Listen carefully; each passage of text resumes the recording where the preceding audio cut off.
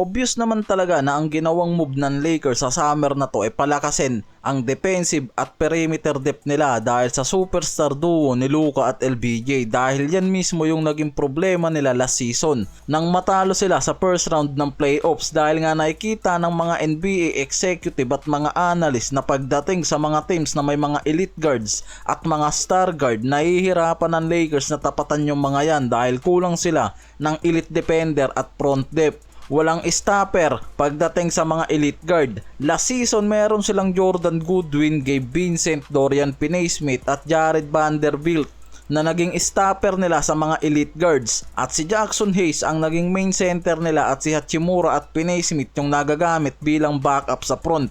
Pero hindi nga naging sapat yung mga yan sa roster at talagang natapos ang season na nakikitang malaki ang problema ng Lakers sa depth.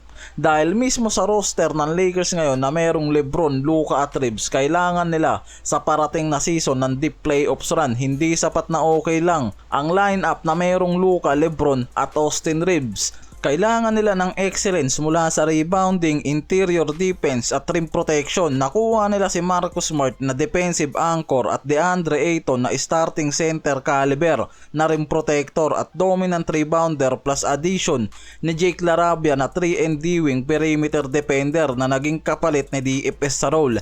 Di lang natin alam kung pati sa rotation yan yung mauugnay nila ngayon sa mga defender nila mula kay Jared Vanderbilt, Jackson Hayes, Gabe Vincent na maaasahan sa pagpapalalim ng depth.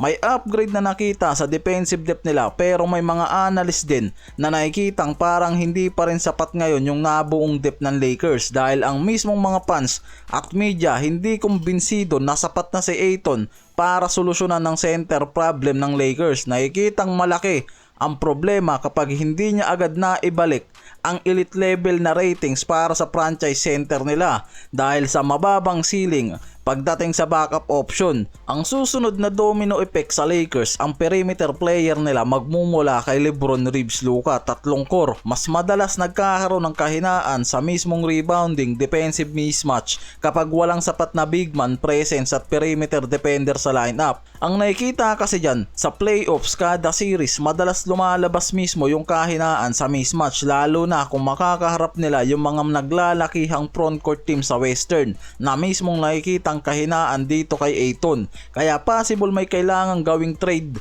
sa deadline o sa offseason para magkaroon ng addition ng mas solid at true big man. Pero ang problema ng Lakers, sa market masyadong mahal ang mga legit at top tier na center.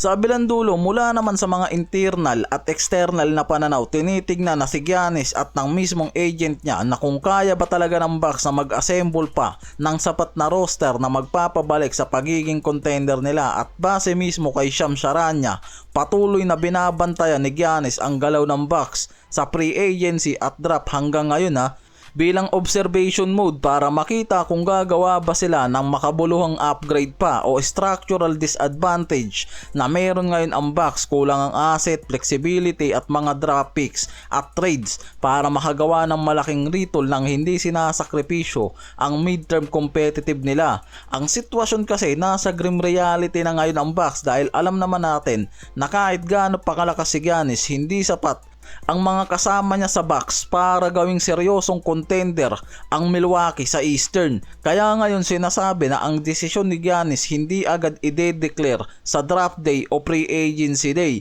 kaya pwedeng maaaring mangyari yan sa huling offseason.